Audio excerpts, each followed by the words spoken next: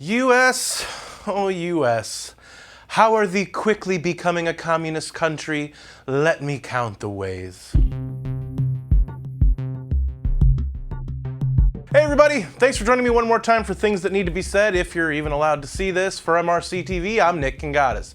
Now some of you might be saying, you're reaching a little here, Nick, and I hear you. I really wish it never came to this, but here we are. Let me preface what I'm about to report this way. It's going to get better, my friends. It will, but it's going to get worse before that happens. Let's break this down. Do it. Do it. All right. First, we have a federal regime that almost exclusively legislates through executive order. And this isn't a new phenomenon, but Joe Biden is on pace to almost double the amount of executive orders Donald Trump enacted per year during his tenure, and nearly triple the amount Barack Obama put in place while he was in office. All of this according to UC Santa Barbara's American Presidency Project. And we're only in July, 6 months into his first term, and Biden has enacted 52 executive orders. I have this strange notion. We are a democracy. Some of my Republican friends and some of my Democratic friends even occasionally say, well, if you can't get the votes by executive order, you're going to do something. Things you can't do by executive order unless you're a dictator. We're a democracy. We need consensus. Of course, Biden's number of executive orders could slow now that his regime has overturned a good portion of what Trump put in place. That's just one point.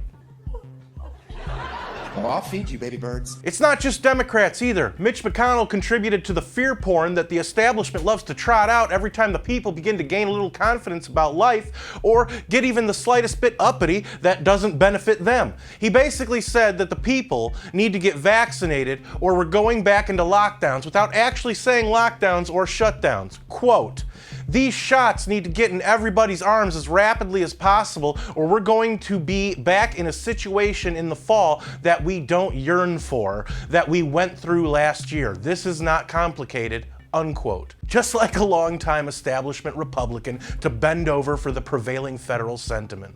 Look, it's a personal choice. I'm not a medical expert, so don't take my word as medical advice, but consult with your doctor. It might be right for you, it might not. That's between you and your doctor, not the federal government. And that brings me to the next point of how our country is devolving into pure authoritarianism. The federal government is going to come to your door to make sure you're vaccinated. And if you're not, they're going to highly suggest that you do. First of all, if the federal government comes to my doorstep, they should expect the door to close right in their smug faces. Second, my medical history is no business of the federal government. I understand that they feel this is a special case since they care so much and just want to save lives. Pull the other one. And while we're on the subject of the federal government, particularly the White House invading your personal life, how about them not only partnering with Facebook to flag, quote, problematic posts for Facebook that spread misinformation, unquote, as the Wendy's lady said, but also the report that the Democratic National Committee, among other, as Politico put it, Biden-allied groups, is planning to work with SMS carriers to censor people's private text messages and private social media conversations in order to dispel what they consider misinformation. Is that enough for you, or do you need more? All right. Biden came out on Monday, and before he could leave, he was confronted about the communist Chinese government's involvement in the recent rash of cyber attacks on different U.S. entities. I can't even. Here's what Beijing Biden had to say. To the best of my knowledge, and I'm getting a report tomorrow morning on this, a detailed report, my understanding is that the Chinese government, not unlike the Russian government, is not doing this themselves, but are protecting those who are doing it, and maybe even accommodating them being able to do it. That may be the difference. Does that give you confidence in our federal government's ability? No. Forget ability. Do they even have the desire to hold China accountable? Or do they love their defense contracts so much that war is the only answer? Now, why do I think that they might want to skip straight to war so that they can use the toys they use all of our tax money to buy?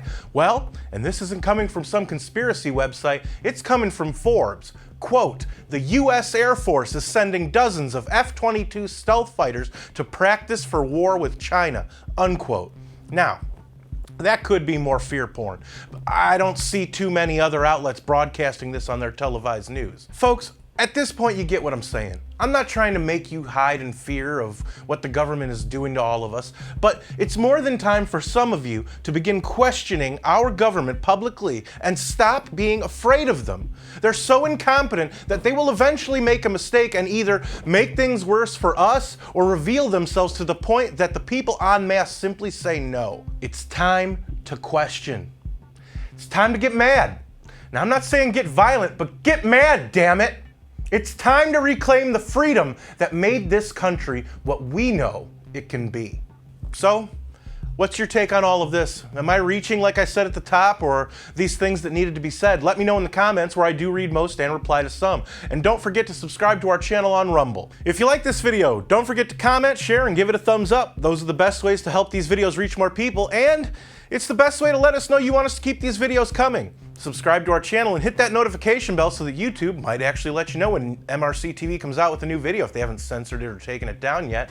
Like us on Facebook and check out more of our work at MRCTV.org. For MRC-TV, I'm Nick Kangadis.